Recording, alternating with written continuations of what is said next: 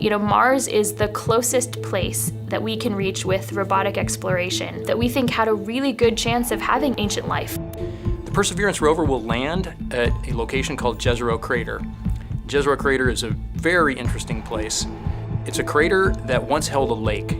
There are a lot of craters on the surface of Mars that could have once hosted ancient lakes, but not every crater that we think had a lake actually preserves evidence that that lake was there.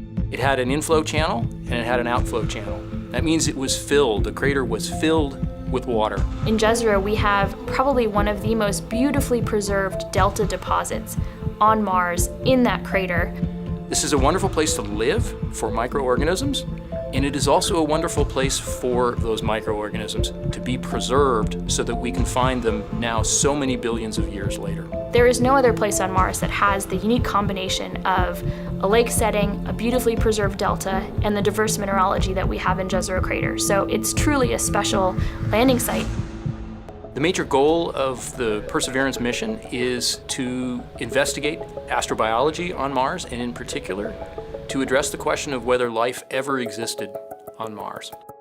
The Perseverance Rover starts with a design that's very similar to Curiosity, but we've added to it a whole new set of science instruments.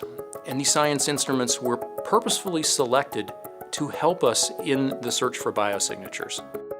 We're going to be taking microphones with us. For the first time, we're going to have that human sense on another planet.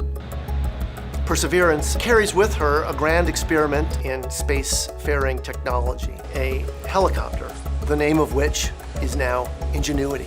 One of the major upgrades that Perseverance has from Curiosity is that it's able to self-drive for a distance of up to 200 meters per day. As the rover is driving, it's literally building the map of the road it's driving on Mars. Scientists for years have told us that to really unlock the secrets of Mars, we have to bring samples from Mars back to Earth. So what Mars 2020 is going to do is to drill samples, put them in small tubes. We're going to seal it in its own individual tube. We set them on the surface to provide a target for the second two missions, which hopefully will get in development in the next several years and could potentially get the samples back to Earth by 2031. Perseverance is a very, very profound first step in both our understanding of our place in the universe and a stepping stone towards human exploration on Mars.